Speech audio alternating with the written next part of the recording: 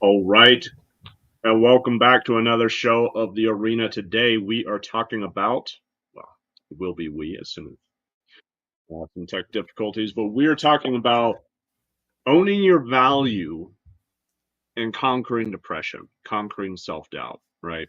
This is a huge topic. This is a difficult topic.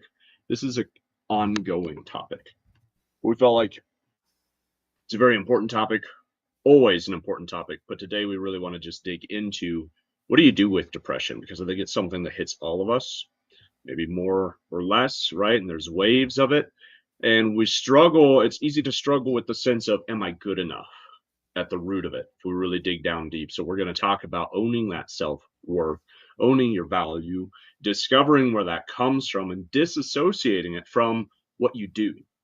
Because I think that's one of the biggest mistakes that we tend to make when it comes to trying to practice self value, self worth, right? Is we attach it to how much have I produced or what's my or net worth. accomplished. Yeah, what have I accomplished? What do I produce? How much money have I made? How many girlfriends have I had? All this kind of stuff, right? And Yeah. or how dominant am I? Like how much? Like comparison at the root of it all. And if your confidence is based on comparison, your confidence is shakeable, right? Which is one of the pillars for me of always coming back to. You want unshakable confidence. Is confidence is rooted within you, and it's very deep, and that's very deep work. So that's what we're going to tackle and dive into today. So, PJ, my Yeah, I man, got you. I man. got you. So, what I was going to question today is depression, anxiety, and I also wanted to chip in slightly on this addictions, Mm, how they all are rooted together and they interrelate to who we are because it's going back to self worth. Why do we have, and I don't want to always say mental illnesses, but mental obstacles that we just constantly look down on ourselves and we use these substances in order to elevate. What are ways you elevate without substances, without getting into your own head so that you know your worth, that you can continue to move forward? Because every time I'm working with you, you just constantly on the go. You're a train. You're a force to be reckoned with. And this is why I get so heated up. I love it. The commitment, the discipline, just one day at a time, going small steps, going hmm forward. And don't get me wrong. I'm sure we're human. We're flawed. There's days that it's difficult, right?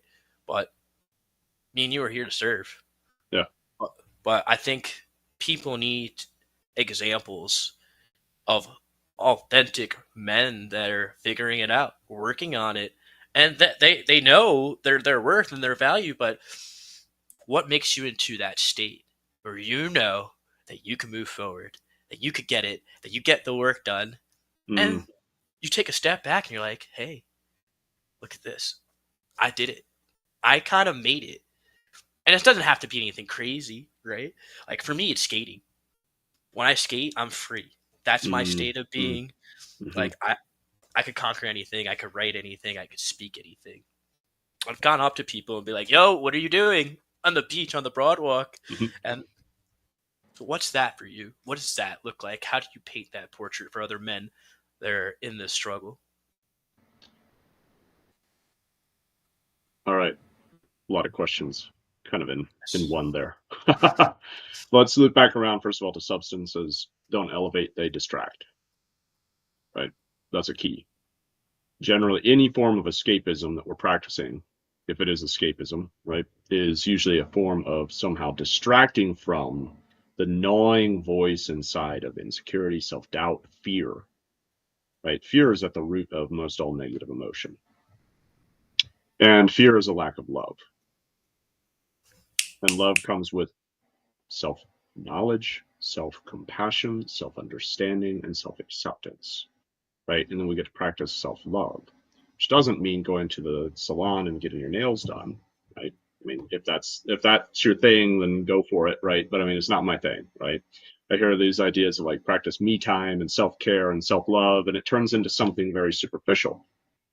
Mm. But if you're Yep. going there to distract yourself from the gnawing fear inside that I'm not good enough, right? That's a symptom of you haven't accepted yourself. You're still judging something within you as not good enough. And then here's the irony of that is that force can be an incredible drive. That can be an incredible motivator to accomplish great things. But the problem with it is if your motive is always to try to prove yourself as worthy somehow, there's no amount of accomplishment in the world that will ever satisfy that. Right? Yeah. And it's what comes back to this idea of acting from the state of being rather than trying to prove something. And it comes to a place of recognizing that it's no longer about, oh, I'll accept myself when. I'll be happy when. Like, if we analyze and observe ourselves, we'll have great in so many ways, a tendency of putting off happiness, putting off satisfaction, putting off um, fulfillment, peace, joy, right? Because we think, oh, I'll be happy when I have Yeah. $1 million. I'll be happy when I have 1 million followers. I'll be a success when X, Y, and Z. If you're doing that, by default, you are saying, I am not a success now, Yes. right? So, how are you going to receive success if you are not a success? Is the question then that we have to follow up with, right? How are you going to receive love if you do not love, if you are not love? So which might sound strange, but it's a practice of becoming and being, an active practice of embodiment of the virtues that we strive for. So your question then of how do I get into the state? And it's a mix. I think one of the biggest things for me is it's just a drive of there's a and I struggle with it a lot, this feeling of like, oh, I didn't do enough, or beating myself up and feeling like I was inadequate and all these things. But the baseline for me has become just I have a hunger to serve. I have a hunger to reach more people because I can see it like in this work directly and then working with other clients, etc. Like just today we sent out on one of the an account I manage at run the marketing for, we sent out the survey asking about, and people are responding, and the responses are full of pain, full of these responses of just saying my life is miserable and I'm Mm. looking for help. Right. So for me at this point, it's not, and I think it's part of the dynamic is removing yourself from the equation. If you're making it about you ultimately, and when do we ever stop? When do we ever end selfishness completely? Right? Like when I'm have honest self-assessment, I'm still a selfish person. I'm just gradually, piece by piece, to the degree that I can every day, making those small shifts. Because you shift by 1 degree every day. It's that 1% compounding interest, right? And we talk about this a lot on our shows is that you do that and your life will change dramatically in several years or just in a few months. Like you never know. But here's the powerful thing is you put a 1 degree separation between you and your old habits, that's already a victory. And that's something you need to anchor in every day, right? Is when you make those 1% changes, celebrate it, own it. That's a victory. That's an accomplishment and celebrate yourself for it because you've already put separation and distance between you and the thing. And if you know anything about like freeze thaw cycles or anything, a little bit of water gets in there and it freezes and it thaws, and eventually a little crack can become really massive. That's how great boulders are cracked open. That's, or you look at the Grand Canyon, anything. None of it was formed. Rome wasn't built in a day, and sometimes we put these excessive expectations on ourselves. And I'm going to be this overnight success, and I'm going to finally get there, and I'm going to finally conquer all this stuff. And it doesn't just disappear, but there's this work of owning your own internal intrinsic value, which is again connected to also your service to others. But it's not in the way of production and achievement. There's a deeper understanding necessary in this, which is that I am worthy. Right? There's a word axiom, which we use in mathematics, excuse me, which is it's a presupposition, is one way of putting it. Axiom means it's like zero. What does zero mean? Well, it means empty, zero, right? It's a placeholder. Axiom zero is an axiom, is an example of it. Any kind of mathematic presupposition which cannot be proved but must be true, if that makes Yeah, sense, right? love that. Yes. If you try to prove it, you'll drive yourself crazy because you can't prove it. How do you prove that zero is zero? Against what? What do you measure it against? We don't understand nothingness. It's beyond human comprehension, but we can have a placeholder for it, zero. Mm. And then from that placeholder, which is the axiom, which is a belief that we inherently know to be true, but we cannot prove, from that, we can extrapolate all these mathematical principles, right? But it all hinges back on an axiom. Our lives are full of axioms. Now, there's another Greek word that is axios, same fundamental, same, right, same root word, but it applies to people. And it means you are worthy.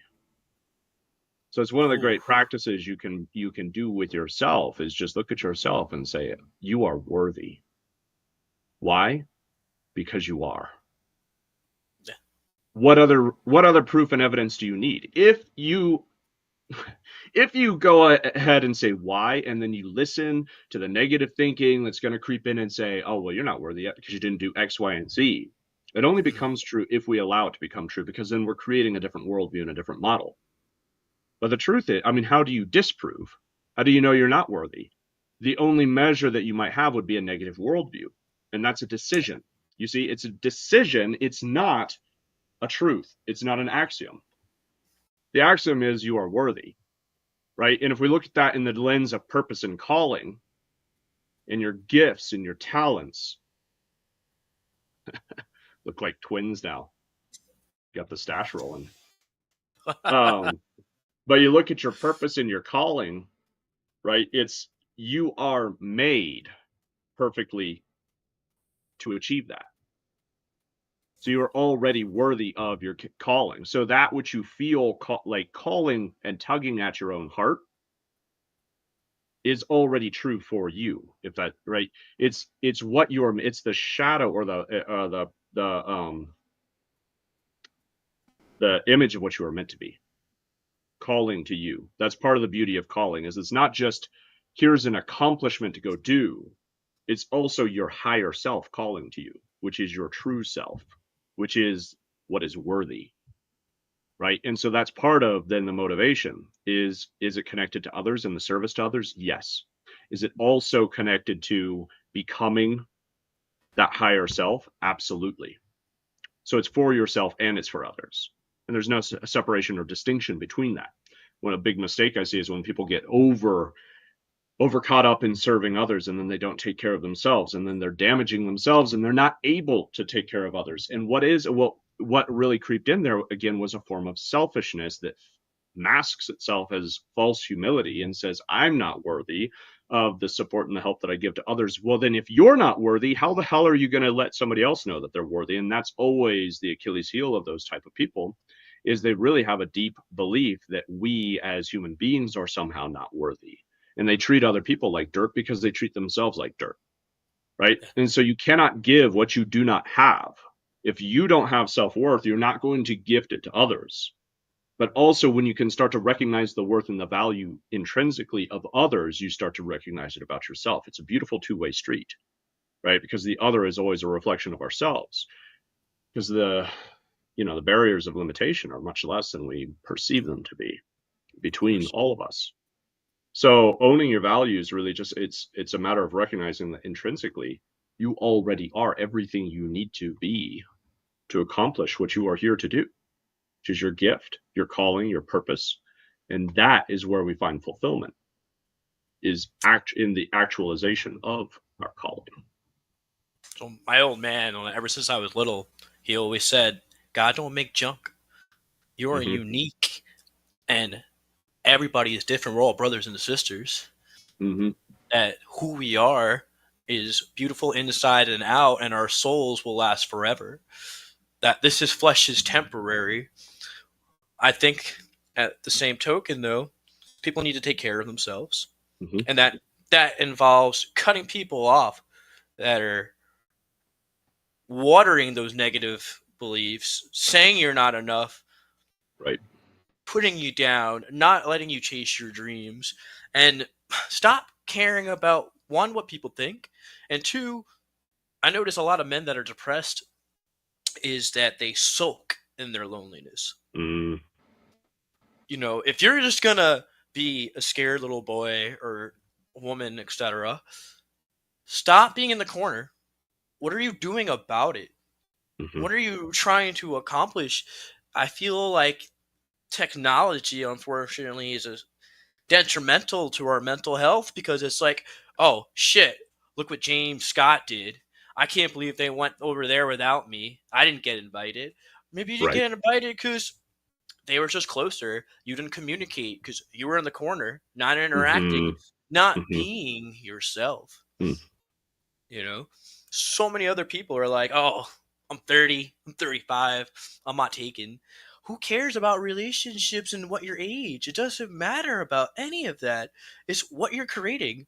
hmm Uh, I wish I wrote this down. I gotta get it for the next meeting. But there's a Japanese word, uh, Mousogi. Don't know how to pronounce it. But basically, in the Japanese tradition, you're supposed to do one new thing a year, and that one new thing has to be an encompassing experience. And they push people to do that.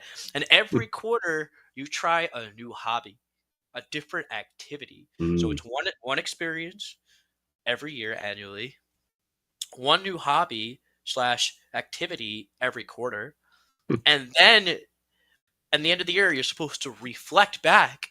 mm And I think that's really cool because it encompasses gratitude, it mm encompasses your wins, and it hmm elevates your self worth. It's like, hmm oh, cool. I just went to Japan. I just tried all their ramen. This is awesome. Not a lot of people could say that. hmm That's the whole experience that you had for 2, 3 weeks, maybe longer, if you think about how can I beat the system.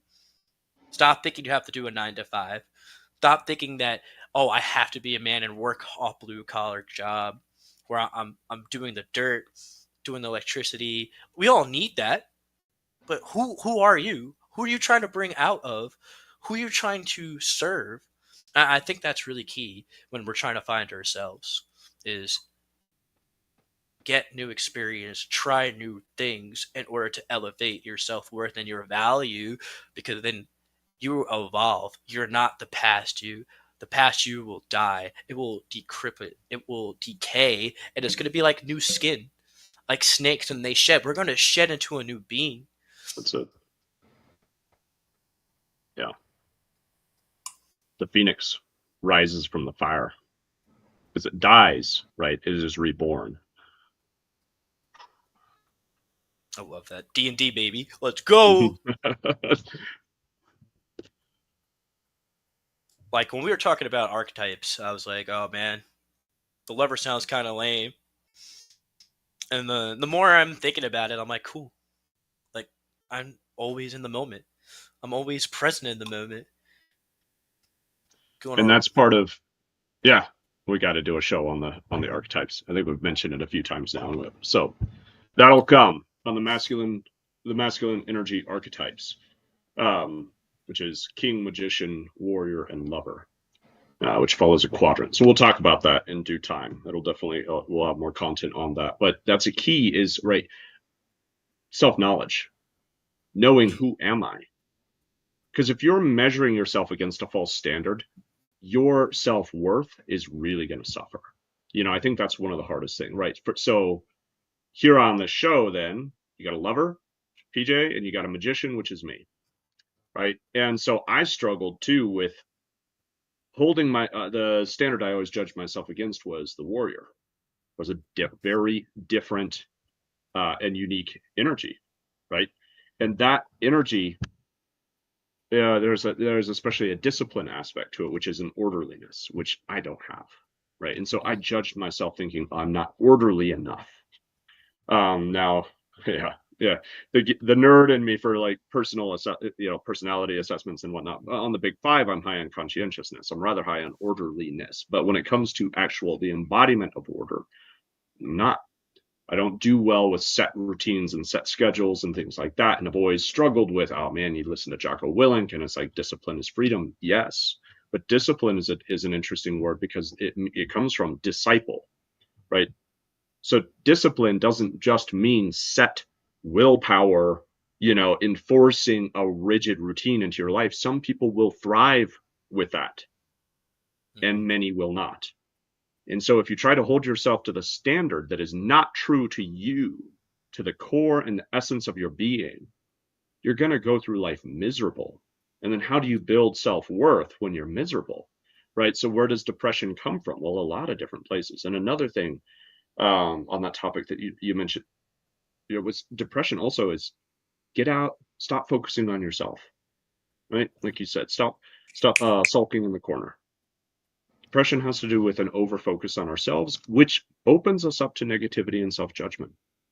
You know, your head can be a scary place to be, right?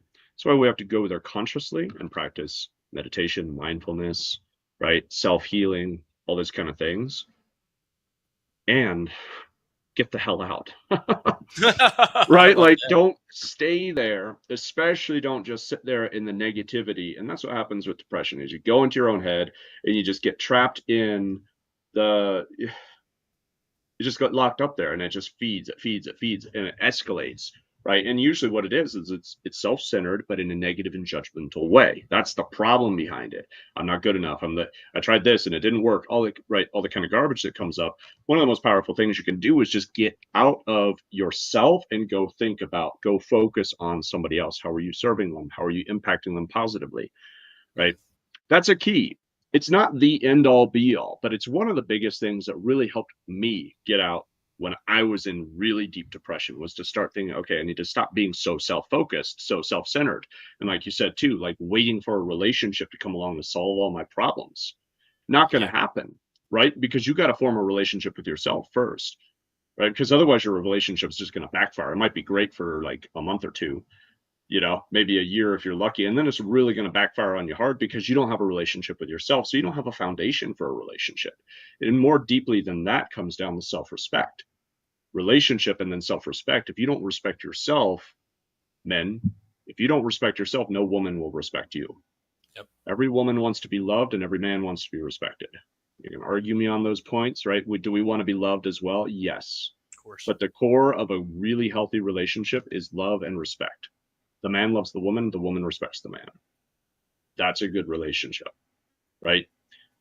Do you want to be loved by your wife too? Absolutely, right? But there needs to be the really healthy dynamic is our job is to love, and love is an outpouring. Love is to lay down your life for somebody else. And it doesn't mean go die and try to find somebody that's going to blow your head off, right? Obviously not. No need to try to go be a hero and a martyr. But the point is to be a real hero, it's the laying down of your own life, which means laying down of your own selfish desires, right? For the sake of something so much greater. So in a marriage, that's the marriage itself. It's no longer about you. That's why um, so many things. Conflict resolution sucks because it's trying to form it as two separate entities that are that's not going to work. You have to step outside the conflict. And if you're not man enough to do it, you can't expect the wife to do it. Like there's just no room for that. You got to man up, and that means setting yourself aside, and that means also at some point, this does not mean letting somebody walk all over you, but it does mean having humility, right? Which means it's no longer about winning, which is another place where too much, especially like red pill masculinity, is total bullshit because it's full of this idea of like being dominant and winning and like all this kind of garbage. It's like go be Gaston from Beauty and the Beast. No one is so self-centered as Gaston. No prick like Gaston, total unhealthy masculinity example right there. Because he obviously has no respect for Belle. This is fresh top of mind because my daughter was just watching it. Great old movie though. Really, really one of like, a lot of modern Disney has just become garbage, but these old ones are great classics. And I'm talking about the animated, the original. Um, And so Gaston comes up to Belle and says, Belle, it's your lucky day. The day you get to be my wife, right? Nothing about her. He's never gotten to know her. All he views her as is an object to get what he wants. He's petty and pathetic. And so the one girl who has any substance and self value and self worth turns him down, right?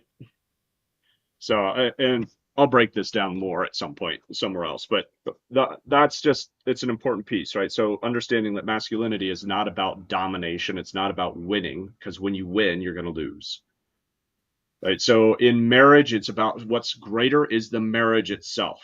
And then as a family, once you bring kids into the mix, it's your family. And then then that extends to your community, and that then extends to your culture. And that's part of what the suffering of our modern culture is. We lack the men who have that mentality that it's no longer about you. It's no longer about getting what you want. But when you sacrifice yourself for the sake of others, you will have everything you want, more than you can conceive of right now in your selfish state. And that's the difference between a boy and a man, ultimately, right? Is the man is recognizing that his energy, his power, his strength, his capacity is there for the service of something higher, not for the sake of self. And when you engage with that, that also pulls you, like, here's the beauty of that, that just pulls you above the frequency of depression, because emotions can be measured on a frequency, which is fascinating. So when you're engaged with high level work, you will exist at a higher level that will not allow space for the lower frequency of negative feelings, depression being a pretty damn low frequency one, right? Doesn't mean it's not going to exist. There'll be days where you're going to be like, the many-headed hydra will reface itself, and all of a sudden you'll, probably go into a spiral of wondering, am I even worth it? Do I have any value to, right? I mean, like, it happens, denial's not going to help you. Right. So you deal with it. I guess that's part of the question. Then how do you deal with it, right? But that's what we're talking about here. You deal with it by, first of all, just not allowing it to suck you back down. Don't sit with it. Sit with something. Sit with something higher. Return to a better state, and remember that. And most deeply, and it's something. It's interesting to me because it comes back to axiom. Axios. You are worthy, and it's something that you can't try to prove. It just is. Mm. Right? And so then at that point, you live your whole life contingent and hinging on that, and it proves it to be true. It will be proved true, but it has to be assumed first. And assumed means we take it on, right? When we assume something, we have taken it on. So it's like putting on a pair of, putting on clothing, or we assume an identity. Right. So it all just comes back to a decision and a choice. And we all have the power of decision. And decision also means cut off. Decide means to cut off. So when you make a decision, you are cutting off the negative identity of lack of worth. Am I valuable? And you are assuming I am worthy. And that's it. Right. And it's kind of irrational. It's definitely non rational. Irrational has a negative connotation to it, but it is certainly a non-rational piece. It's, once again, it's not like you can formulate a strict argument for it, but when you assume it to be true, you will find evidence for it, and that's the beauty. So it's a leap of faith, as most good things in life, right? I'll believe it when I see it. Well, then good luck, right? Believe it and you will see it. For instance, like in my 20s, not that they were bad, or it was just I was making poor decisions and not realizing it. I greatly believe that music has an influence in our mind. Mm. I love metal, I love rock and roll, but their lyrics are beautiful, but I was literally singing it, believing certain things to be true, and Mm-hmm. unconsciously I was in the state of being that this exists, that this is where I am in life, and I couldn't get out. And Mm-hmm. I've been in that little rut since, I would say, middle school. Mm-hmm. Then when I learned to value myself after going through difficult relationships. I realized I have to, one, change my way of thinking. But how do I change my way of thinking? You take out the music. You take out all that background noise, and that background noise includes that voice in your head that's nagging at you on a daily basis. That before you go to sleep, you close your eyes, just trying to talk to you. What are you doing? Why are you sleeping? You're not being productive. Get the fuck up. Right. But then the next day, I started working out with my friends because I wasn't happy with my appearance. And in working out and not using music, I started to focus, calm myself down, put myself Mm. in a state of being that I'm growing, I'm becoming stronger, I'm becoming everything I want to be. And this is why working out is so important to me. I'm putting more time and effort into it, making it into a routine because I could visualize that state of being. Drinking that Corona on the beach, feet in sand, making actions that are going to implement and catapult my future. Hmm. We're doing this now because me and you have a strong faith, not only in a higher power, but in ourselves that we're going to connect others to bring out the best versions of themselves. Yes. It may Yeah. not happen overnight, but this is, I believe, our seventh arena episode, live episode. Sounds right. And every time, Peter, I just feel that we resonate into a higher state, Hmm. that we have these kind of conversations, and I'm slowly deteriorating who I was and Mm. becoming what I'm supposed to be. Mm. And I think people need to realize that, like, hey, it's okay to have these thoughts, but the quicker you snip it in the butt and you find out how you could get into that state that serves you. Now, we could give you examples, but you gotta trial and error it. Like, maybe it's being outside in nature, hiking. Maybe it's just writing, journaling. Maybe it's that gym time or another physical activity, swimming, running, etc. Hmm. Hmm. Figure it out. Try it. And my thing is, don't just try it for a day. Oh, yeah, I don't know what they're talking about. I didn't feel that vibe. Give it 90 days. Give it 90 days. Hmm. Give it times. Good afternoon, Bosley. I hope I said it wrong. How If are you you're, growing? we've chatted. Yeah, awesome. Yeah, he's here. It's late there, so thanks for joining us. It's good to see you here. All right. So, state of being. Why would you? Right. This is key. Then, why would you go work out? Why would you go take care of yourself? Becomes a big question. Why would you go make more money? Why would you improve your life? Why would you grow your business? Right? Why do anything positive? And this comes back to something I mentioned earlier. Sometimes the motive, something negative, can motivate us to do positive. So it's kind of an right. It's an irony. So that's where we don't throw the baby out with the bathwater. And that's where growth is of an evolution, and it's an iterative process of self-discovery. Sometimes we find, wow, I've been doing something, I've been driven to achieve a great deal out of insecurity. Same. That's super common, by the way, right? I'm going to go make a ton of money because I'm really insecure, and then it becomes this coping mechanism. Hopefully, if I can make enough money or have enough friends or right something can fill an internal void, and the void is always, am I worthy? Am I good enough? Right? So go to the gym to work out because you don't like your appearance. Okay, well, there's a motivator, but let's take it up a notch, right? Okay. What if it's you go to the gym because you see in yourself your potential? Damn. Damn. Yeah. That's been more prominent lately, I will say, Hmm. Peter. Hmm. Like, it's I've seen it more this year. And I've been Yeah. going to the gym about like 5 years. And no, I don't have the best body, but I know how to work out. I know what I'm doing. And I Hmm. realize my mistakes, like dieting is my biggest mistakes. Guys, I love beer. I love tacos.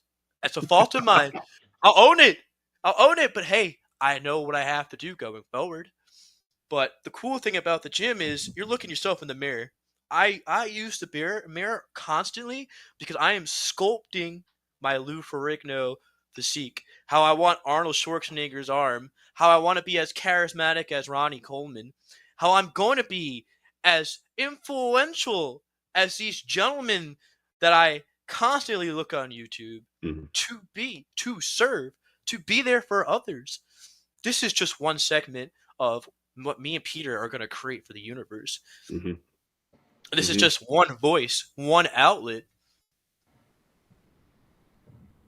The more we discuss, the more I feel it in my soul. Hmm. The more that I've created with you, the more I just say, "Hey, Dad, I'm not sure when. I just know it is happening. It is working. It is being. It's just when are others going to pick up that mantle, their sword, their hammer, and fight their hero's journey?" Yes. I feel funny today. Like I'm not, my energy is like different today. You probably Mm, noticed, I feel, so I don't know what's going on, but not bad, yeah.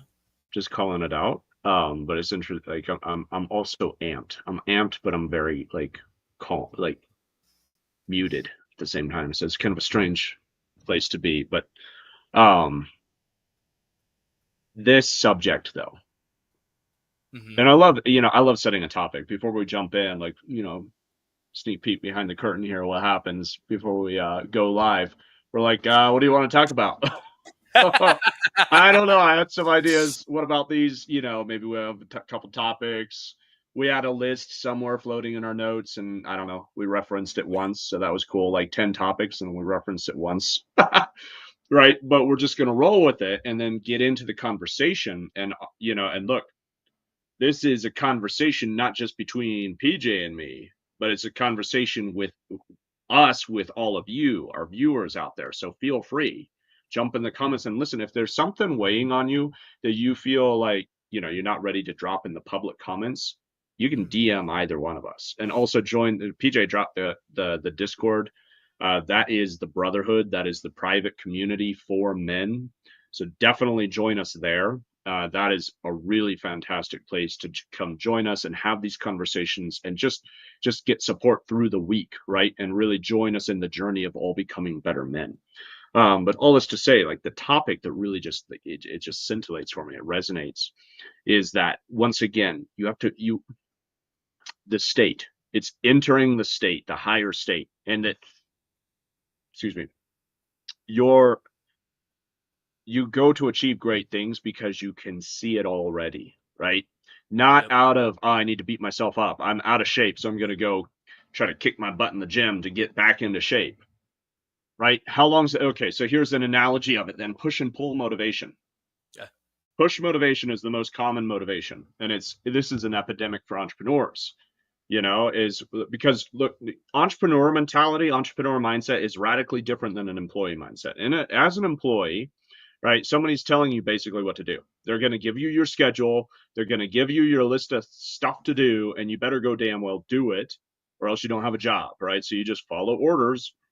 And even our educational system is based on a Prussian model, which was designed to produce miners and soldiers, which are people that just say, yes, sir, follow orders, don't think about it. So there's a lot of Mhm. issues with our culture as a whole because our education system doesn't teach you to think, it teaches you to follow orders. Think about that one, right? So, as an entrepreneur, why do I love the journey of entrepreneurship? Is because it goes hand in hand with the journey of self-discovery and personal growth. So, even if entrepreneurship is not your end game, I think that every man should have some form of entrepreneurial project or journey, right? Even if that's not your just as a side hustle, I don't care. Entrepreneurship is not the end all be all for everybody, but just the process of taking ownership and realizing that your effort equals your results is powerful, and it'll take you. This was such a hinge point in my own journey. It just takes you to this place where you don't have anybody to blame. All of a sudden, you have to look yourself in the mirror and realize this is going to Mhm. work. I have to work, right? Yeah, I have to yes. do it. And all right, if you yeah. Did you let's see, can we make sure that link is on Facebook? Um if you paste it over to me in private chat, I can I got you. we'll make sure that gets over there. Um so entrepreneur mindset though. Where was I going with it all? Yeah, envision it. You envision it, you have to be able to see it for things to happen. You know, you have to see yourself. Thank you. I got your back, buddy.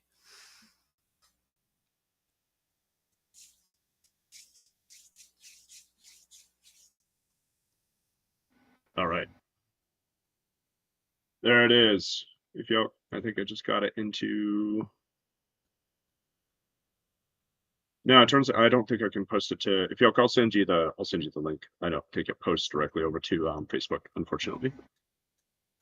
I can it with this platform I can't post to Facebook, just I can only read your comments. So I'll get it over to you. All right. You to see it, right? So it comes back to that state of being. State of being is to be able to see it Mm-hmm. before it is. Right? Yeah. To be in that creative space. But it's also a visualization, right? Visualizing your ideal future, visualizing what is it that you actually want. And the beauty of that is then you're also coming into touch with what is the calling, what is it that speaks out to you across time, right? And when you can resonate with that, you can harmonize with that, it'll drive you to accomplish things. That was it. So push and pull motivation. Lost my train of thought and now I remembered it. And why that's critical for entrepreneurs is because most entrepreneurs find themselves, they go from employee mindset to entrepreneur, but the mindset hasn't shifted. And the mindset of the order taker is just push motivation. Get this done or else, Mm-hmm. right? Any push motivation comes down to that. So if you're walking through the jungle in Burma and a tiger steps out onto the path in front of you, what do? I probably scream and run. Yeah, run faster than you knew you could run, I right? mean, I'm chunky. He'll probably catch me, bro. But state of being, I That's just pictured me getting spit.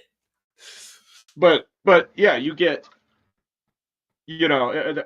again, adrenaline kicks in. There's some very powerful physiological forces that we tend to rely on, and this becomes an unhealthy dependency, right? Oh man, I gotta like all of a sudden I gotta push and grind to accomplish a great deal, to like overcome, allow like the stack of papers to build up, even if that's the emails or whatever, and it finally gets to this point of like I gotta deal with this, right? Or else something bad's gonna happen. The tiger steps out, you turn and run faster than you knew you possibly could run because the adrenaline is kicked in, and you know that if you don't run like hell, you're a tiger snack. Yeah. That's push motivation. But the the ugly underbelly of push motivation is this. The further you get from danger, the more you slow down. It's a Yeah, decaying motivation, right? spot on. So let that sink in.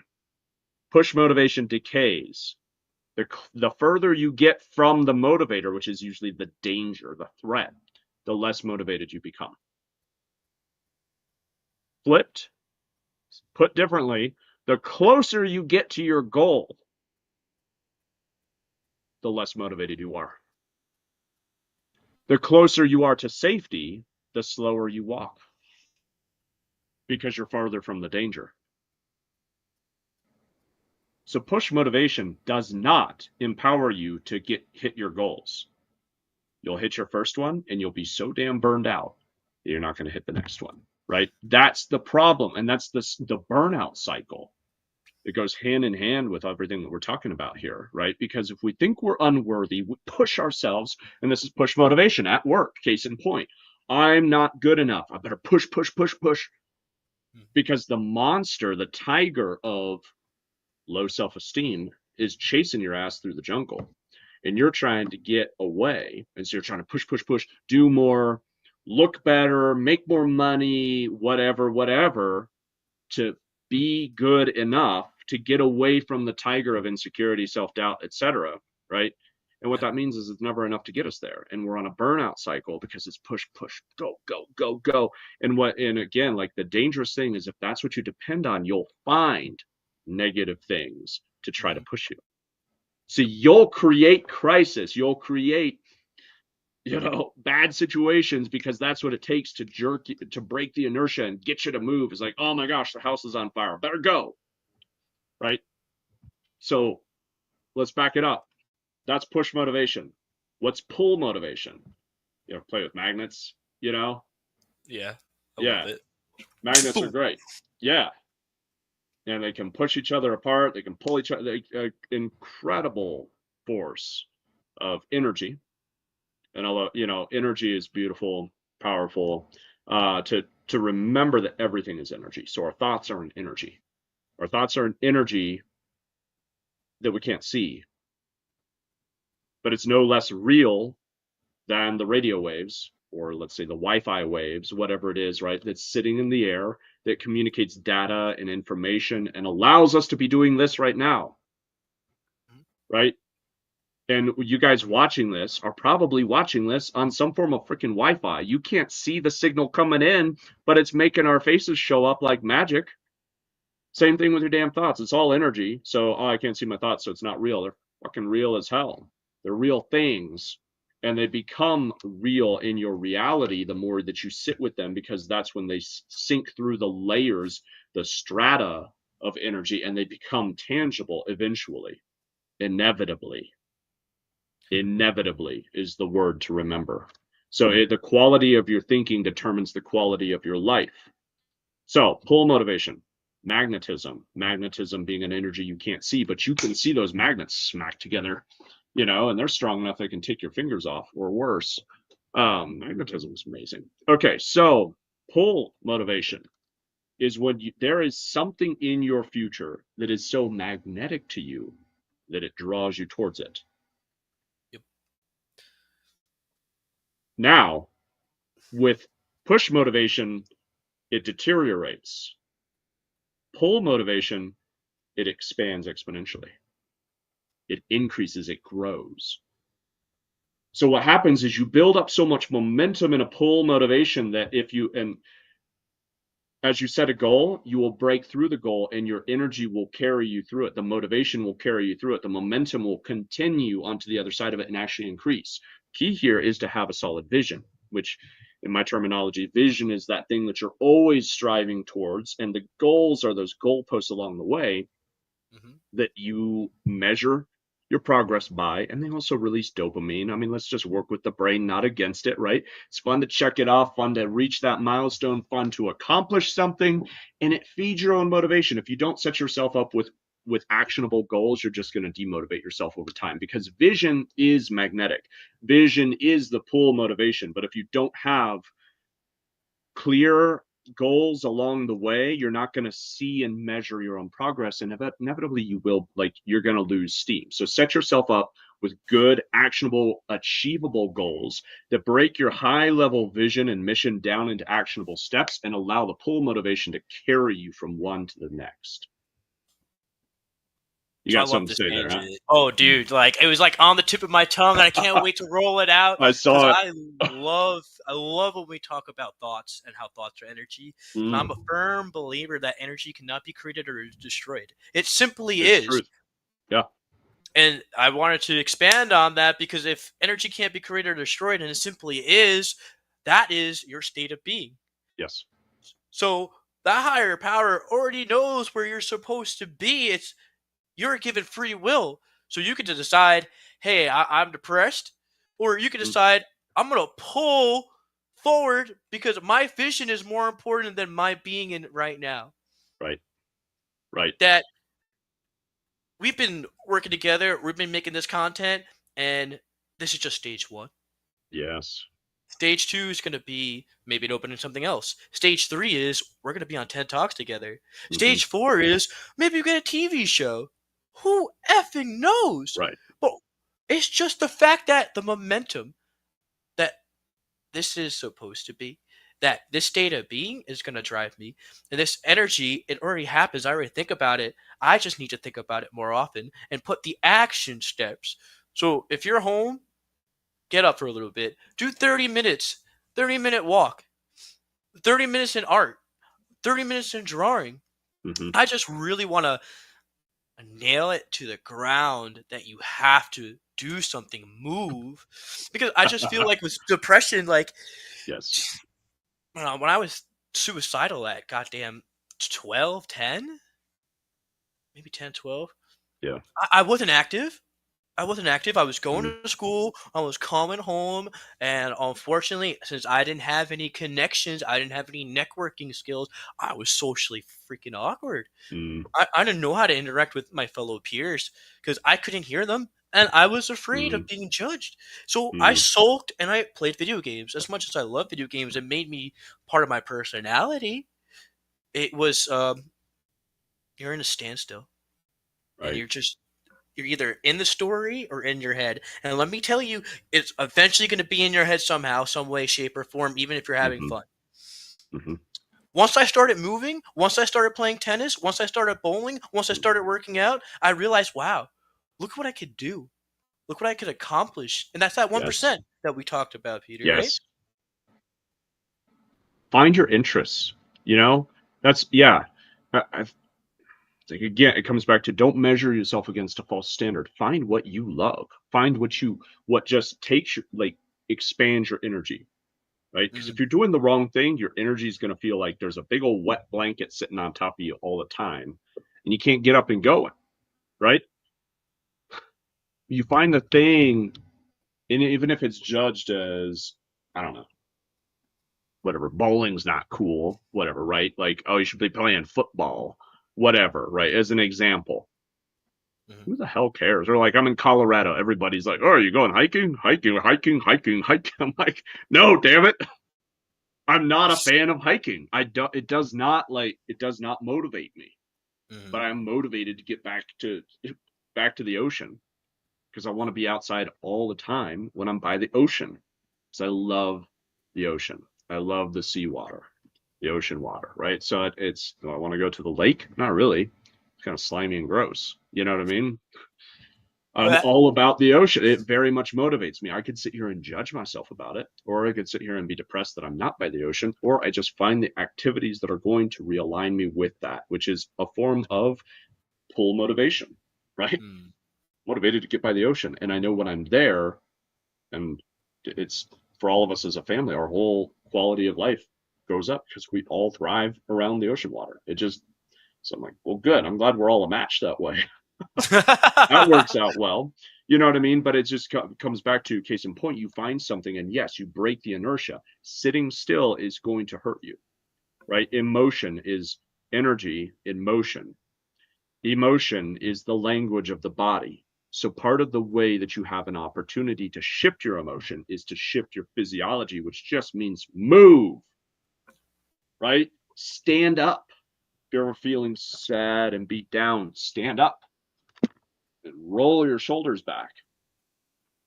Smile, even if you don't feel happy, because it changes your psychology, because the physiology feeds the brain and the brain feeds the physiology. It's always a two-way street.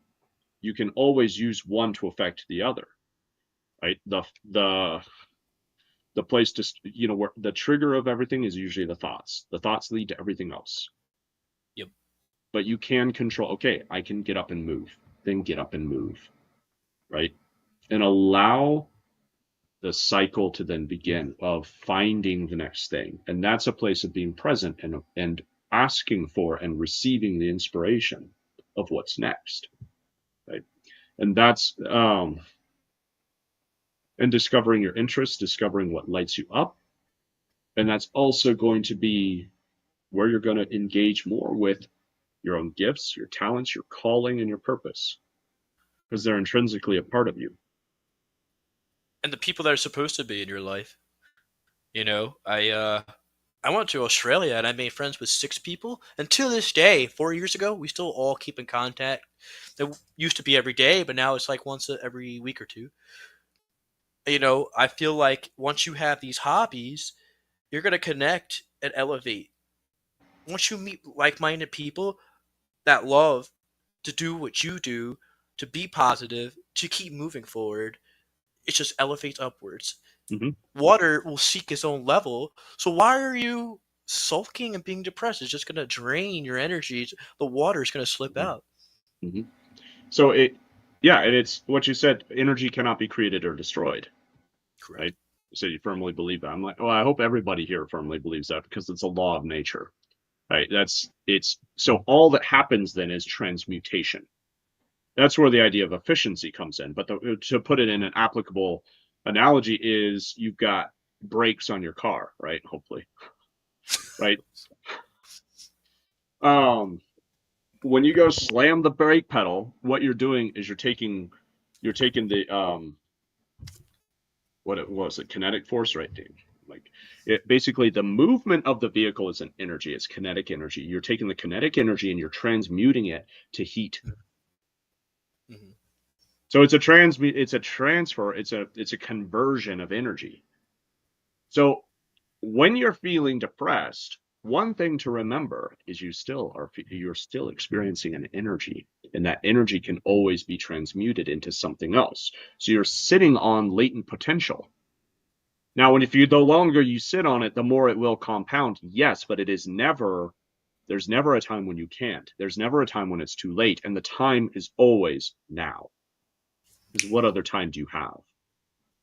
So transmute it, transfer it into something else, and you'll find that wow. Because I believe really that that's a big place where depression comes from. Is that it's actually just unused energy, Yeah. frustration, depression, right? And part of it comes from I don't know what I'm living for. So that's where go explore, get up, go explore, start to discover what am I interested in, and in that you're going to discover your own value intrinsically. But it also comes back to that state of being, which is to see it, to Mm-hmm. know it, and to reside in that state of I am worthy. And because I am worthy, I will achieve great things.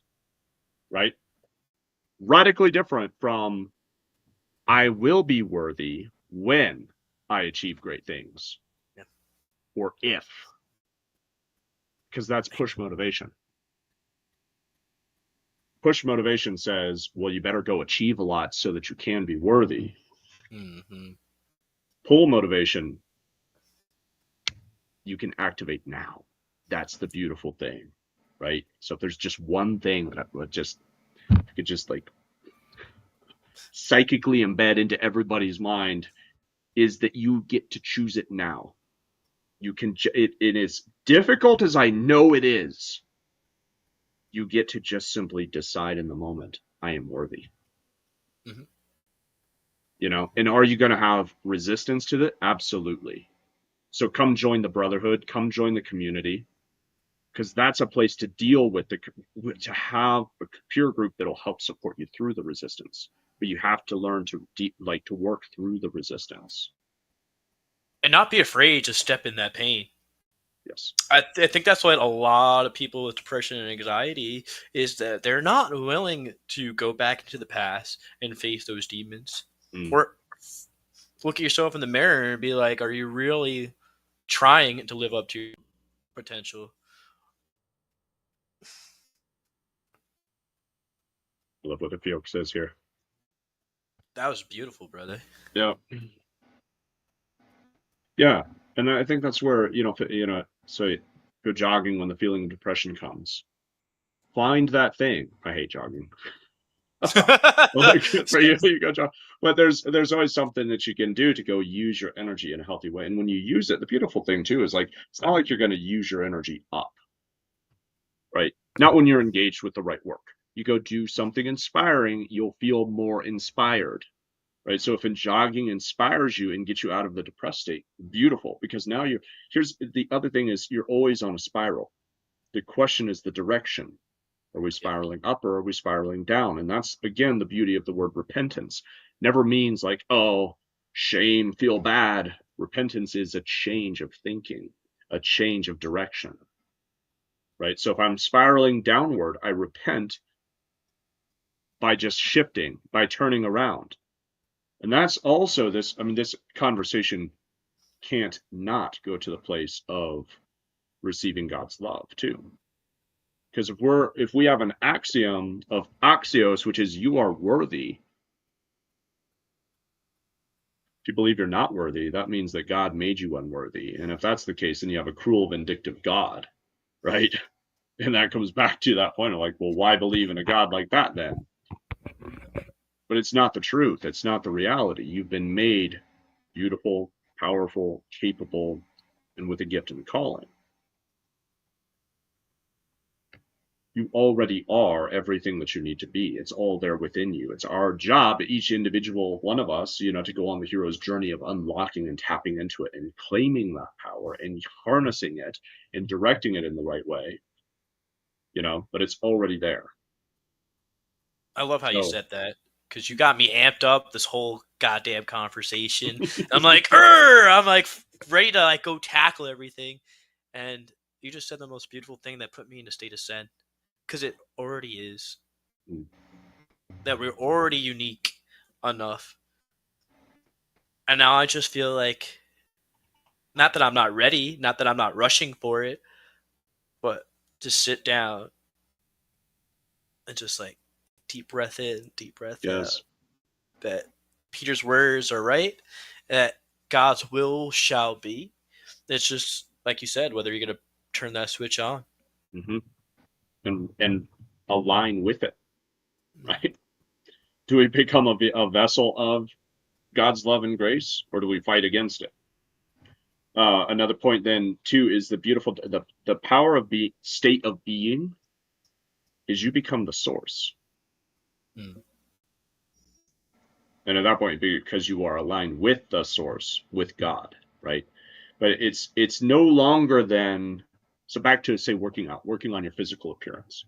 When you enter the state of being of self-love,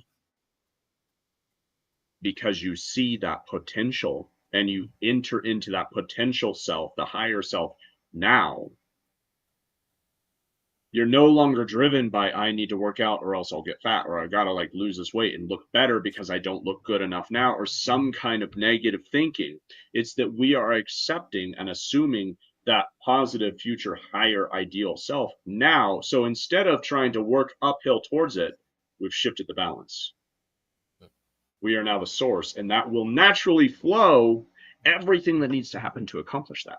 So it's a beautiful differential, right? Because usually we're trying to work uphill. I've got to become a success. I've got to blah blah blah blah blah. Right? You already are a success. You already are a champion. You already are a winner. Be it. Allow it. Right? Because so much of us really, our deepest struggles is that we're afraid to accept love. Because the question is, am I worthy of love? Right? But Amen. when you say, I am worthy of love, you will receive love because love is there, grace is there, abundance in this beautiful universe that we live in. It's like saying, oh, I don't know if I'm worthy of oxygen, right? Better meter out how much I breathe because, but every breath, right? So there again, that's something that we assume at a very deep and primal level. We're not worried like, oh man, the oxygen's going to disappear. It's always there every time you need to go breathe. It's there to support you and to lift you up and to fulfill you and impel you, right? So same thing with the love and the grace of God, which permeates the universe. And so by accepting it, being the state now, we become the source of the action that is inevitably going to take us to that place, right? Because the thing is, oftentimes we get hung up on how. I need to figure out the how. You don't know the how. It will unfold itself for you miraculously when you enter into the state. But if you try to push it, what you've done is out of the infinite potential of the submanifest reality, you have said it can only happen one way. Well, it's going to take a lot. That way is way harder than it needs to be, right? Which is the quantum realm. And I'm not talking about Ant-Man, right? But we're talking about the real, which is the self. It's the quantum field, which is so. Which again comes back to energy, right? Once you understand that energy is that everything is energy, frequency, and vibration, that means your senses deceive you. Mhm. It's not really your senses; it's your mind, because your mind operates off of an operating system, which interprets data, which is ones and zeros, because your synapses fire or they don't. It's a one or a zero. Then it takes binary code and imagines it out into this incredible sensory perception that we get to experience, which is a beautiful thing, which I'm very grateful for. But it's important to remember that we are self deceivers. Yeah. So we say, oh, it is because I saw it, because I heard it, because I smelt it. Well, your senses are only coming through the filter of your own brain and your own worldview. So, there again, if you are coming from the state of I'm not enough, all of your life will reflect that truth to you because you have stated that that is the truth. And the mystery then of free will also. God has given us this incredible free will, and no one honors it and respects it more than God. And so, if we say we're not worthy of love, He will not force His love upon us. Or rather, another way of looking at that is His love becomes unbearable if we do not see ourselves as worthy of it, right? And so, even the good things become unbearable to a person with a negative disposition, and that's a tragedy. They're missing out. Not Yes. gonna Yeah. lie. You know, like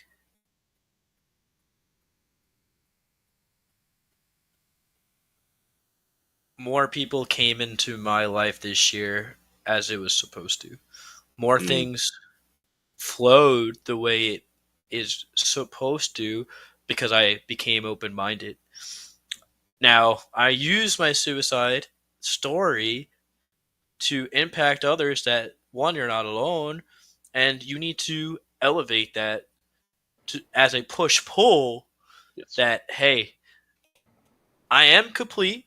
This has happened, but I'm not going to let it to identify as me. That's it.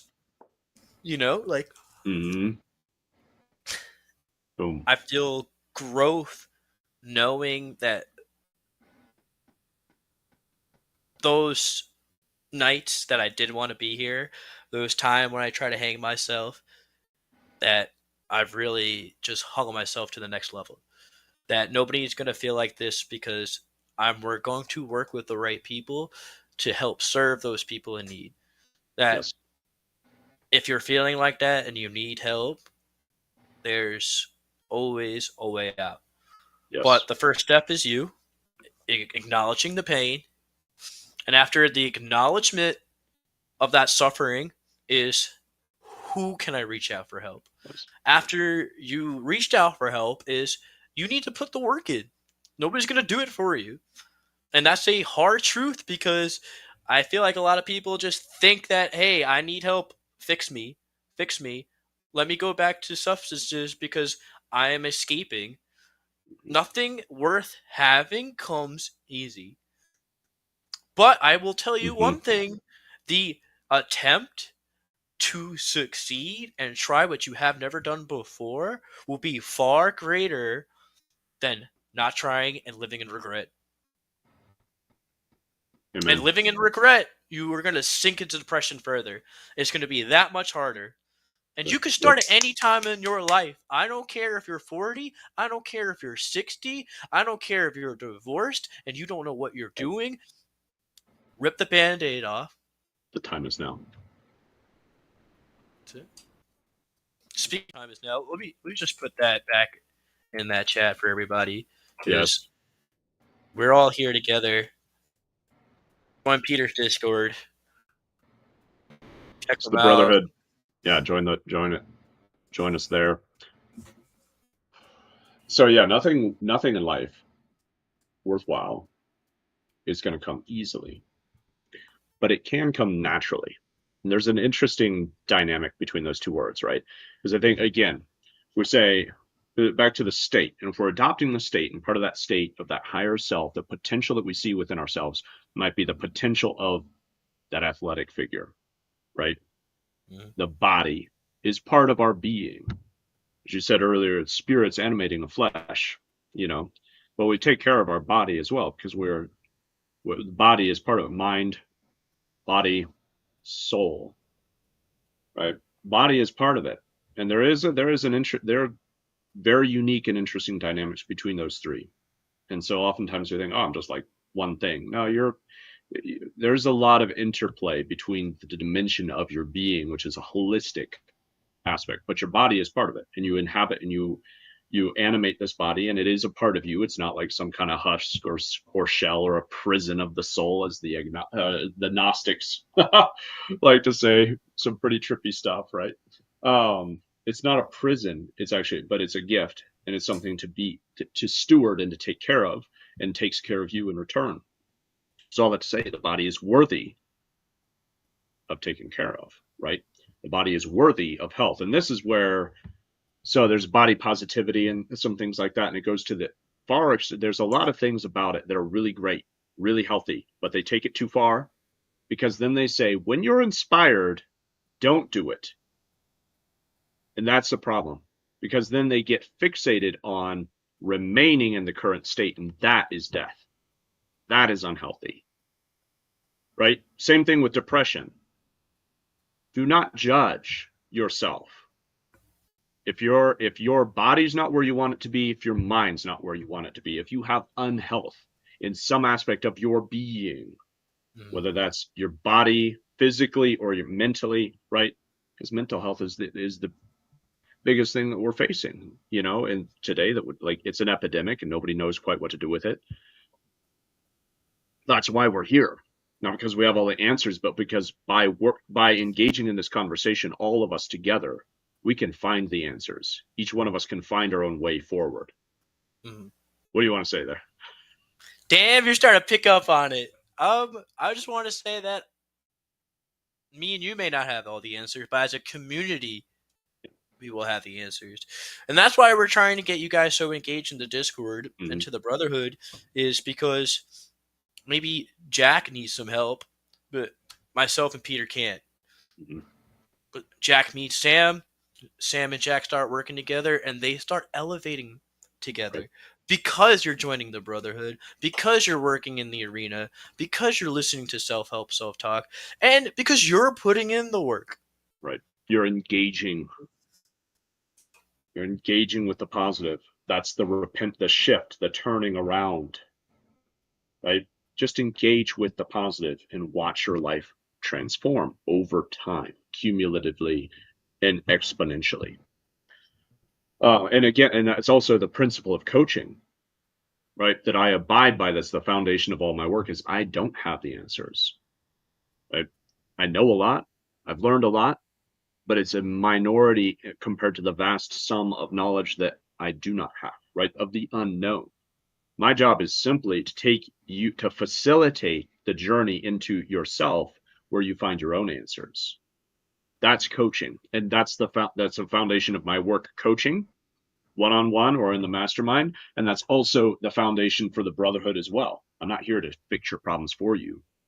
I am here to empower you to fix your own problems, to rise and be the hero of your own story, right? And if I can equip you in that journey, I am honored and excited and fulfilled to do so. That's what pulls me every damn day, is to go and see, how do I equip more men to conquer the dragons that are eating their life, right? That are eating your life from the inside out, of depression, anxiety, I'm not good enough.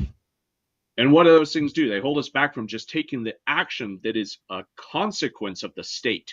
And so the state is the place to enter, right? And you slay the dragon that is holding you back from entering that state now. The dragon of self-doubt, of fear, of anxiety, of depression, all these things, right? And again, it comes back to then of a natural consequence of entering the state is you do the right action. Mm-hmm. So it's do not disrespect inspiration by denying the action that comes. You will always feel inspired to move because you engage your whole being. It comes as it's the inspiration. It comes in as a thought, an inspired thought, which so oftentimes is actually more of a feeling. It rises through the body, through the being, as a Oh, sub-rational feeling that comes into a, that then translates into a thought, and then we go, I can go do something. I don't know about y'all, but I love taking a shower. And occasionally, not all the time, I'm not an alcoholic. Having a beer in the shower helps me write some of the best Mm, poetry. Maybe it's just the action of something cold, refreshing. I take cold showers, guys. I'm a little freak of nature because I know that dopamine feeling, and let me tell you, it's just like boom, things just come to me. mm-hmm, And I gotta make sure I write it on my phone right away. I don't care if it gets damaged mm, because I want that thought. I want that message so I can mm-hmm. bring that message to you. That I could write my thoughts to you. That I could write Yes. my poetry to you guys. So find that state that works and face your shadow self. And in facing your shadow self, don't just kill it. I dare you to eat it, to fuse with it, to let it be one like the yin and the yang. It's, yeah, you don't kill it, you transmute it. Talk about the lizard brain then, right? Talking about the Yep. aspects of the brain, you have the rational brain, the mammalian brain, and then the lizard brain, which is where our fears come from. And I like to that analogy fits right into the dragon slayer mythology and mythos, right? The dragon slayer becomes greater than the dragon itself.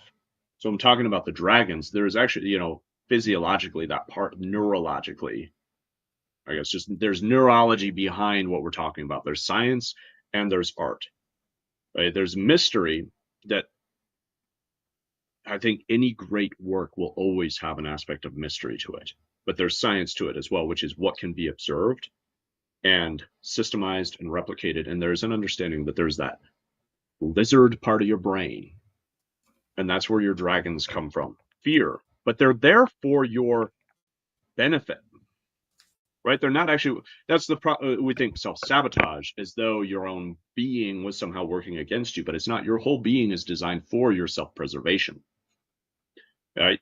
So it's just us with our rational consciousness, which is actually above rationality. Consciousness is greater than just rational, right? But with our consciousness, we get to harness this incredible machine. It's a matter of understanding it. And one of the first places of understanding is with the compassion that no part of yourself is there to destroy yourself. So if you go in and you go to fight your shadow and kill it, it's the wrong approach. All you're doing is actually creating more of a divide because the shadow is that part of yourself that you've tried to deny and cut out, divorce. So you have this inner schism within your own heart, which is a wound. And that part of yourself is always trying to come back because you want to be whole, right? But the only way to do that is to embrace, to love, to forgive, and accept, which again is don't judge yourself by a false standard. That's where a lot of the shadow comes from, is we've judged some aspect of ourselves to be unacceptable, right? That I can't salsa dance, for instance, or do rumba and other ballroom dances. And it was a breakthrough experience for me, going out and salsa dancing and then getting into rumba and other ballroom dancing. Um, because that was just a very tangible, pragmatic experience of embracing my shadow, which was something that I always felt drawn to was physical expression through dance and singing, two places that I really enjoy to express myself. Um, and We denied should it. write a rock song. We should write a rock song if that's the case, man. And so by going and engaging with it, right, it was healing. It was very healing for me. So I got to integrate a piece of myself and also then develop that part of myself, right? Develop new skills. And the more you develop, there's the skill itself, and then there's the ability to develop skills, which is a skill. So there's skill, and then there's meta skill. That's part of the beauty of that Japanese principle you talked about. Right? Is expanding yourself, developing new skills, which develops your ability to develop new skills. It's like learning how to learn, not learning the subject itself, but learning the power of learning and the skill of learning. So meta learning, meta skill. And it all comes I back to the found state. Shoot. here's the word, guys. I totally butchered it. Oh, yeah, yeah. Integrity. Hmm. Yes, I've seen that word. All right, it wasn't crazy, and it's something that I want to implement more in my life. That this practice, and there's more to it, by the way, guys. It's not just I only gave you part of the answer because I want Mm-hmm. you guys to.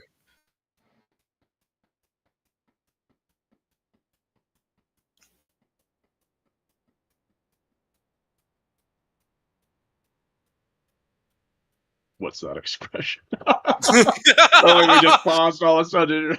Like, whoa, my dude. Like, I don't know if I knew you, but what's up? What's up, Value? By the way, I love that name. That was great. I just got like so taken back. But I Very good. want to like just challenge you guys to like look stuff up, Google stuff up if you want to challenge us.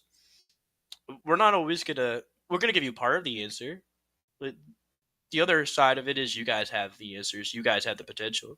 So I want to challenge the audience there. You know, what's your way of getting out of your head? What's your way of trying to experience new things? And then, oh my God, Peter, I'm gonna try it. Misagi. Misogi, I think. I don't know. Thank you. But not Misogi. But I really would love more people to stop following what society has cultivated with Hollywood. Stop following that you need to have a house, that you need to own something, that you need to be married, that you have to have children, because it's all bullshit. It's just a way that you can live if it aligns with your values. And I think that's one of the most detrimental things is watching all these romance rom-coms, and I love fucking rom-coms, man. John Green, Nothing God bless funnier you. than romance. Ugh. But screw what Hollywood and your friends and their media posts are trying to push onto you. Your worth and your value isn't what external factors are being shown and displayed. Your worth is based on how you think of yourself, and this is what this today's episode was all about: was your depression. Switch that mindset, switch those values, and push forward. Get up, go out, go play. I totally stole that ad. Just do it, like Nike says, right? Like, and I have to say, traveling has been key in my life story. And Peter, your life fascinates me. You've been to some places that I cannot wait to go to, and you've done some things. I'm like, God damn, bro, my man-handling hands have not built a barn yet. But that's something I want to do now. Like, cool. I just got a great idea. I'm gonna try to build a shed when I get a house, Yeah, or maybe I don't want to get a house, but I'll definitely build my friend a deck there you because go. I want to say I did it. You know what I mean? That's a Mm. cool thing about your age and your gender is you can do whatever you want to do. It's all in here though, whether you proceed to do it or not. Find your own way. I mean, Find your way, right? Which is going to resonate with who you are. So if you're using marriage kit, like if you're setting a standard for yourself of I need to be married. Well, here's the problem with relationships and with guys chasing women is they don't want you if you're chasing them also, right? So if you need a wife, you're not going to find one or you're going to find an unhealthy one, right? And you're going to create codependency. But if you mm-hmm. develop yourself, you create the space. So once again, it's about entering the right state now. And the consequences will follow because they must follow. Right? And so when you're pursuing your calling and your purpose the right way, everything you need will align for you. Again, that's what it means to receive and accept love, God's love, the bounty and abundance of the universe is everything you need is there. Trying to figure out and quantify, well, how's it going to work? Who knows? let it unfold. Your job is to enter the state of abundance, the state of joy, the state of love, the state of confidence, right? Which all hinges on at a deep level of I am worthy. You are worthy. And so, yes, I encourage you, also challenge you, second that, go find something that gets you out of your comfort zone and also just develops you. But most importantly, that you're going to resonate with and enjoy. To stop doing things just for the sake of doing them. I mean, we'll have practical considerations to make, and that's fine. You're right. Don't go quit your job today just because of what I said. But you go find what's the next step and start lining it up, right? And then once you've lined that up, well, then you from a negotiation standpoint, you have leverage. You can go to your boss and say, I've got a better opportunity lined up. And they might offer you more. And then you might decide, well, maybe it's worth staying, but only do it if it really is, right? But ultimately, it's just about opening your own opportunities because nobody else will open the doors for you. Nobody else is going to do it if you're not in the state of creating the opportunity, of being the opportunity. It's not even creating it. It's not like, oh, I got to go do something. It's being, and everything comes to you. Be in the state and allow it to flow to you. And the right next thing will show up, and then your job is to engage with it, which is usually to take action, almost always. Mhm. But the action might be a conversation. The action might simply be to change your thinking, right? The action isn't always to go build something or do something or cold call and hustle, hustle, grind, grind, right? Which cold calling is usually not the way anyway, like very rarely. Your job is to be in the right state, to be in that. Again, it's to be the source, right? You're the differential is there. All of a sudden, the right things are drawn magnetically to you.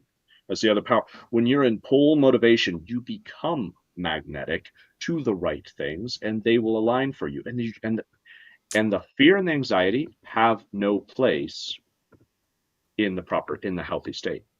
It's Yeah. just like you can't have darkness in a bright room.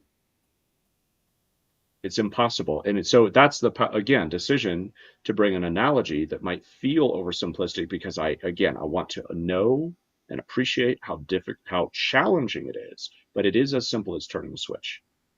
The room is dark, gloomy, depressing. Turn the light on. If you don't know what the switch is, that's your stand up, explore, find an activity that will start to reinforce and re-engage. But ultimately, your primary job is to build the belief that I am worthy because you are. And if you don't like something, switch it up. If you don't like trying martial arts, it didn't fit you, try something else. Don't let one activity, one new hobby deter you from trying. The key that we're going to nail down today is getting up and trying. I Mm-hmm. think that's more people in society, they don't attempt, they don't express, they just let it pass you by. Let me tell you, the last 10 years went by super freaking quick. And Mm-hmm. you're a father, Peter, I think you could attest to this. How fast has your kids grown up right before your eyes?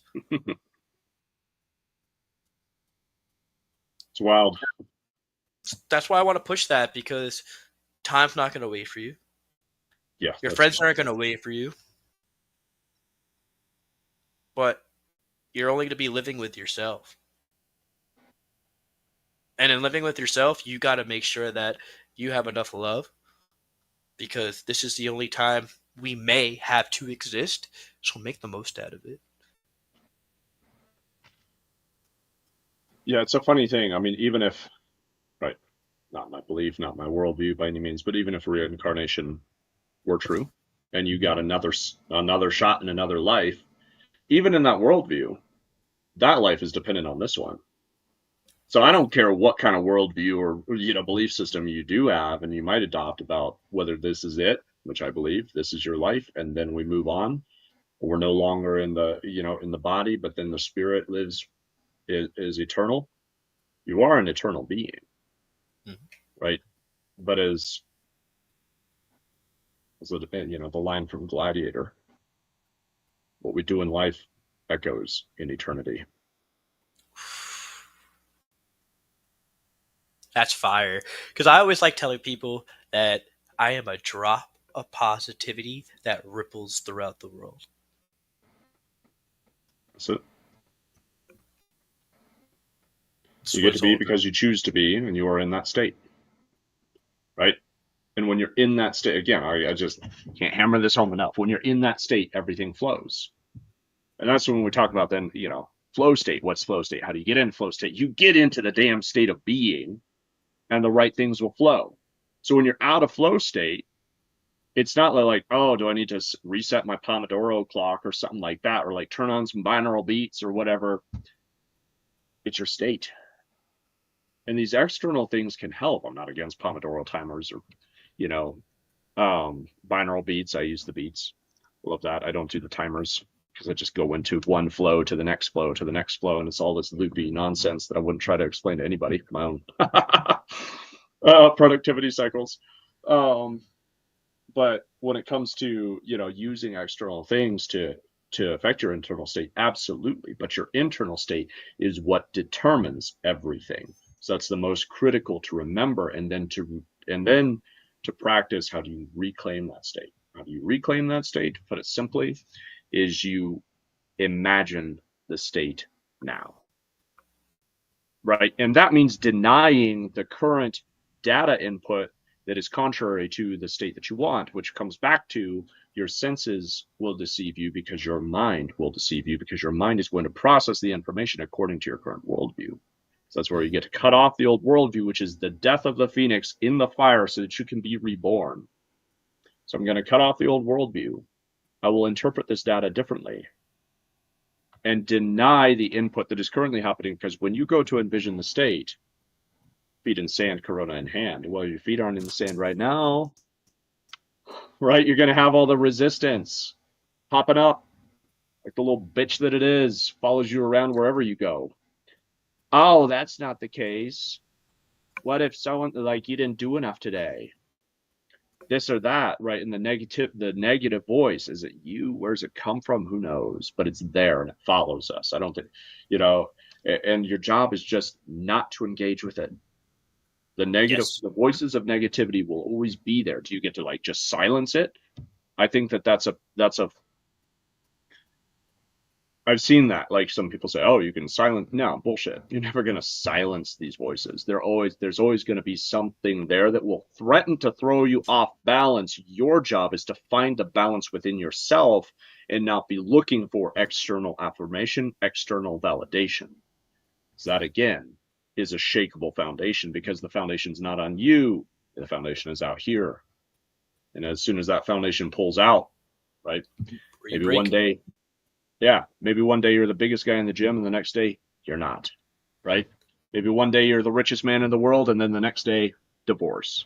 You know what I mean? And half your wealth left you, right? Whatever it is, like there's all these different funny vanity metrics that we pursue, but vanity is just external, and vanity is nonsense. It's all about cultivating your character and becoming your true self. Amen to that, man. I love that. I just love seeing people just find out who they really are. Mm-hmm. Stop hiding in a gaze and being comfortable in your discomfort and your misery and sulking Right. in it. Mm-hmm. Like I would have to say to those who are struggling is, all right, when you know you have to pull the trigger, you're going to be ready. You're going to be ready because the answer is inside you. It's just how are you going to be able to slay those demons with the right techniques, going to therapy, and practicing self love. And that's why we try to break down the gratitudes and the win guys because that's the easiest way to start acknowledging the love that you can have for yourself. Mm-hmm. That you maybe you went paintballing with your buddies and that was your first time you got a headshot. Good for you. I haven't got a headshot yet, bro, but that's pretty sick.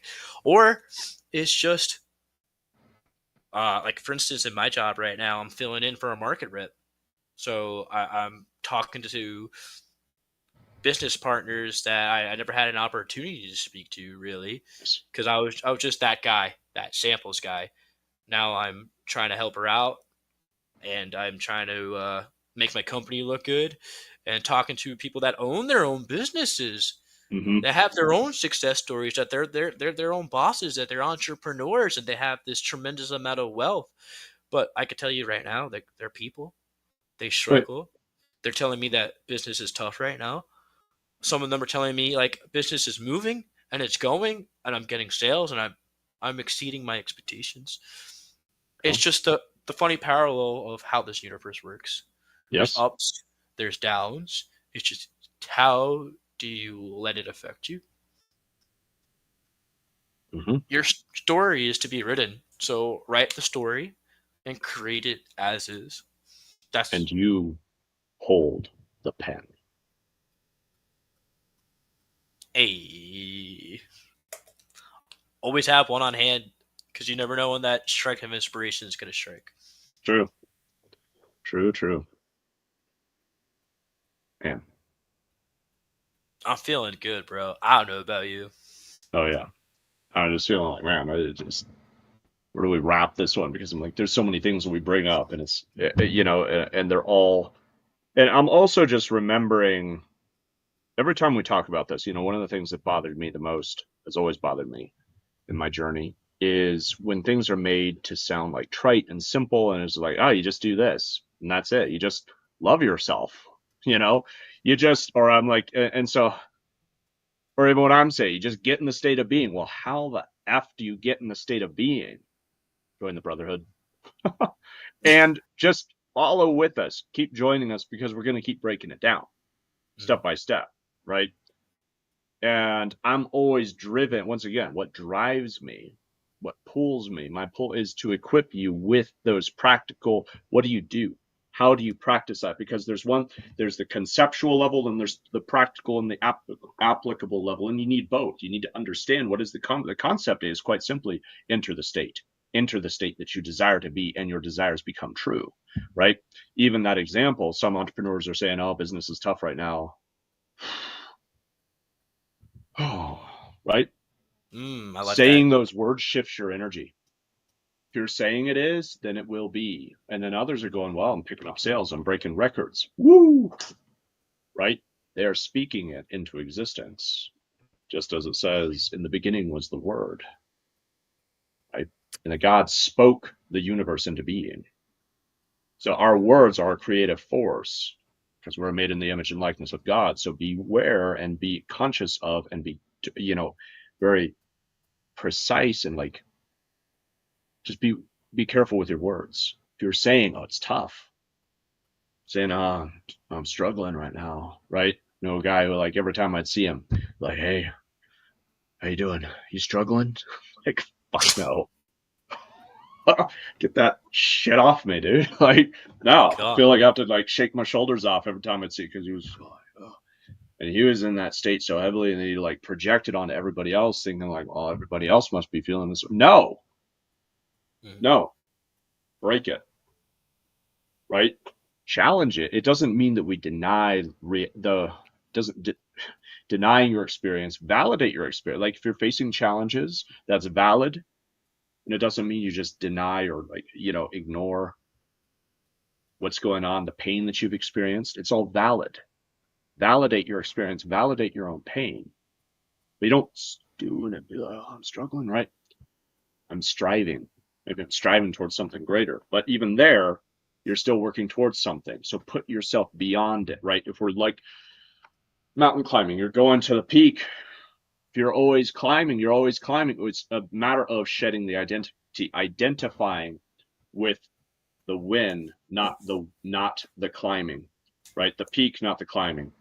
That's just what I really want to end, just leave with and share as the trying to distill it down to how do you do this? How do you live this? How do you apply this? The concept and the application become one thing, which is you identify with what it is that you're looking for in life. So if you've got a business, identify with a thriving business and watch the way that changes the way you feel which will change the way you act. I knew another guy who started a business, started a shop, and I'd go visit his shop. Every time I walk in, he'd stumble out of the back looking like he'd just woken up out of a nap. And he'd complain about how business was slow, and then less than a year later, he'd shut Close. down. Yeah, I How did I wonder know? why, right? But he blamed customers. Nah, Hmm, he should blame tough himself. luck. Yeah, and don't blame yourself. Have compassion on yourself, right? But there's the ownership of this is on me. That's We it. don't, we got to beat myself up, right? But just own that place every day. Be that beacon, be that light, right? And you're gonna just emanate that energy that is attractive because like attracts like. That's back to the energy. So, My guy, you're right. That's why we connected. And I like to tell people like, watch what you say, because I'm a very open soul, and I've noticed that maybe I was too open with myself. That like, oh yeah, I'm coming through it, but it's gonna get better. And mm-hmm, I have to reword myself. And I'm working on that, mm-hmm, where mm-hmm, I'm not focusing on the negative. I'm saying, hey, I'm doing this thing on Thursday with my man Peter. We're mm-hmm, working on the arena, or I'm going to go to Colorado because I want to experience what out west looks like. That mm-hmm. I want to be with the people that matter to me. So, And sink your teeth into those ribs. dude, I'm so jealous of you right now. I Like, know I'm they're gonna. getting tender and juicy right now. They're getting just they're about there. I'm gonna go about 20 minutes from now. Peel that foil off, slice them open. You're the worst right now. I'm not gonna lie to you. You're just gonna make me. I only had breakfast. I didn't have lunch. You're killing me. I don't want to screw up my dinner because I burned it last week making tacos, guys. Because I'm a. Oh, Jesus Christ! I gotta get better at cooking. But Maybe that's what I'm missing for. I'm missing a hot dad. I need a dad in my life to help me like man up and cook ribs, bro. it is funny though. Like just a good example of just doing something new, and engaging with what you find that you enjoy. I found I really enjoy cooking. I don't enjoy cooking all the time.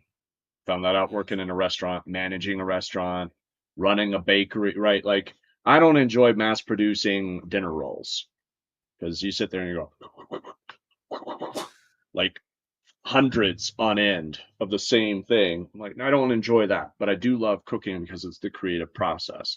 And most of all, I love the experience of seeing others partake of that work that I poured myself into, and seeing them receive of it is the most satisfying thing. So if I was by myself, if I was batching it up, I wouldn't be cooking ribs right now because like it just not. I don't know. I'd probably just cook up some meat and rice and call it good, and taste good, but not like amazing. You know what I mean? Um, but all that, yeah, skill wise though, you just improve. You just work on a skill, and all of a sudden you'll find yourself doing something like cooking up ribs on the grill and they turn out amazing, which I don't know, a couple of years ago, I've been like, man, sounds like kind of terrifying.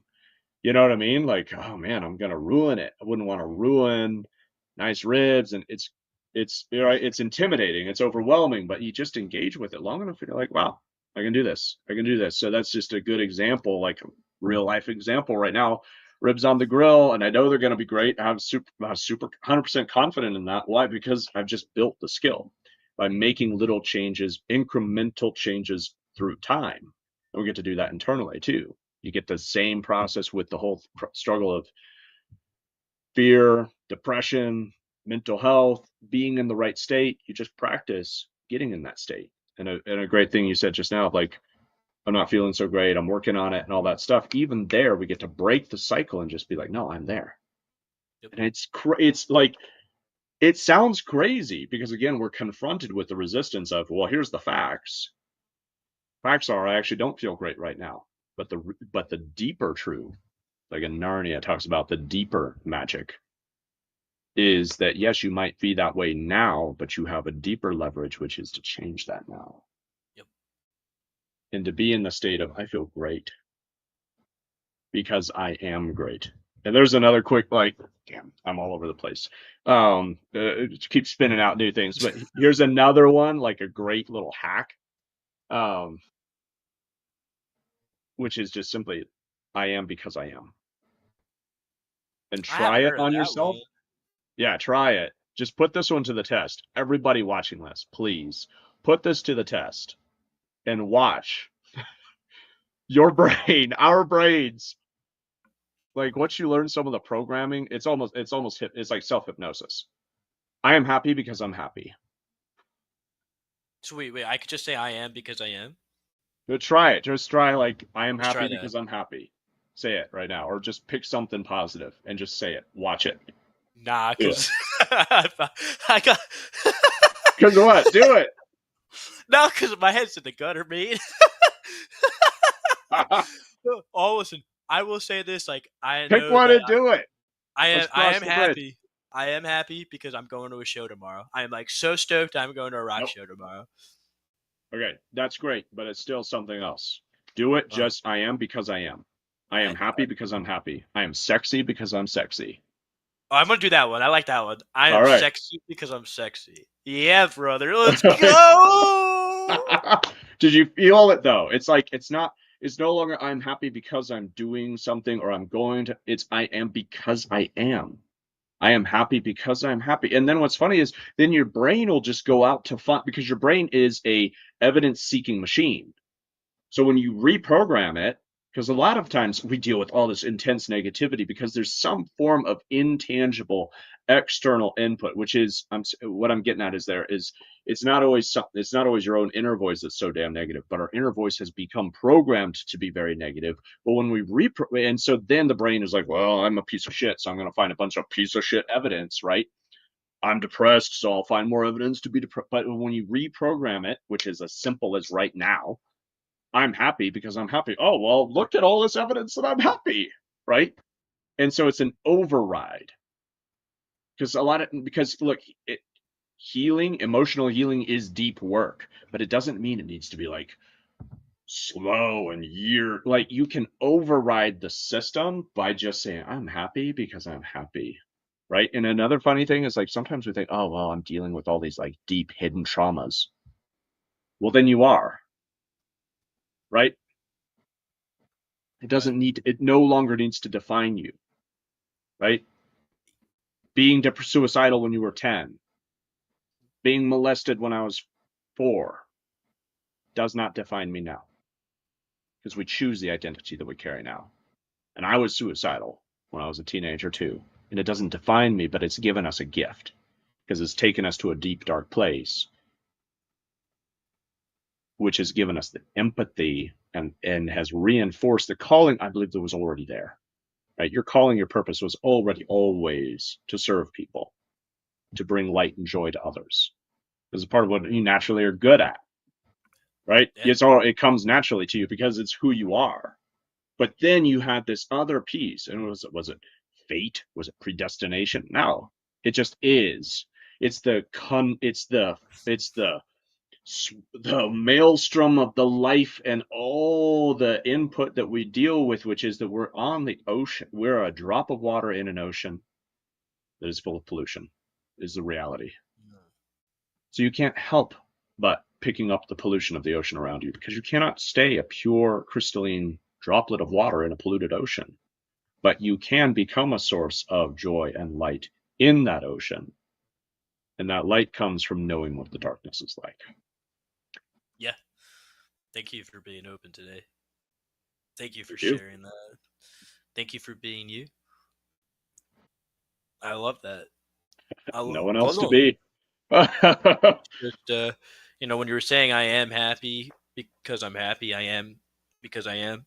hmm Like I felt just joy, just pure joy, mm, and I think laughter and just being in tuned and aligned with ourselves will elevate us out of these dark yeah, times, this yeah. depression, this nagging, ball and chain. Hmm. Yeah, you lift yourself up and then you find others that'll hold you up. They'll carry you up. They'll put wind in your sails, right? It's the key. It's the dynamism. You got to break the inertia and only you can do that. But once you do that, join the brotherhood. If you Yep. need help doing that, join the brotherhood, because the way that you break the inertia might just be joining and opening up in the brotherhood and saying, I'm feeling down right now, and then being open to hearing, I get it. I feel you. Change your state, right? You have to be open to receiving the real feedback from your brothers, which is going to be, it's not just going to be like, right? It's not going to be sympathy, because sympathy is just to agree with it. Oh, yeah, I get it, man. I feel down too. Like, oh, let's all sympathize with each other. But and flush down the toilet altogether and wonder what's on the other side. A bunch of turds. Shocker, right? Let's lift each other up. You sympathize is to become like. So don't sympathize with your own depression. Don't sympathize with your own negativity. You can empathize with it, which is to understand the feeling, right? And that's what I practice is empathy. And I have deep empathy because I've been there, right? That's our journey. Each one of us. You have empathy because you've been there and you've experienced it, right? But we're not going to sympathize with that old state, with that old identity. If I sympathize with my old identity, I'll become a victim. And then I'm no good to anybody, including myself. But I understand, because I've gone through it, I have the empathy, which is a capacity for understanding, but also it's like a doctor. You can have empathy. A caring doctor, right, knows how to help somebody grow and heal, to Yep. find the light on the other side of it. So if you're feeling down and you need a place to express it, express it in the brotherhood with the openness that the feedback you're going to get is, here's how to grow. And that's inherently somewhat challenging, but that's what we all have to be open to in order to grow. And that just comes back to, yeah, you kind of pick yourself up by your own bootstraps and then surround yourself with the right people, because if you don't, you're just going to fall back. It's just the reality. I saw somebody the other day saying, I'm fixing myself all by myself. And I'm like, well, bullshit. No, you're not. And if you say you have nobody, then you have nobody, right? And if you choose to be alone, that's a fool's choice. And there's not like there's lone wolf idea is just nonsense. There is no such thing. And even though Sigma's out there, and I speak to that directly as a Sigma, you are still here to be a part of a community. Your role is different, right? But I'm still part of a community. I'm not just lone wolf, all alone. I deal with myself all by myself. That's just raging egotism and pride, which will set you up for a major fall, because you have no support system and you can't support yourself inevitably. You get to break the inertia by making the first decision and the choice to move, and then receive the support of your peer group. But if you don't have the right peer group, they're going to tear you back down. So join the brotherhood. What Amen else to can that. I say? Join the damn brotherhood and let's grow together. Peter's a lot more loving, guys. I would probably throw you off the diving board and be like, "Oh, sorry, come back up." But no, just jokes aside. Jokes aside. Just come hang out. Come Yeah, hang yeah. out. Check us out on next Thursday. We're doing That's another it. live at 5:30 Eastern Standard Time, which I believe is 3:30 Mountain. Pacific Mountain. My God, Mountain. sorry, brother. I should have thought of Wow, that. offended. You got my time zone wrong. Okay, care. I never said I was smart, brother. I I just am know that smart because I'm smart. smart. Oh God. See, I have things to work on, y'all. I have things to work on. But become unshakable and create your dreams into reality, because when we have each other, we have everything. So we'll see you next time. Boom, brother. Boom!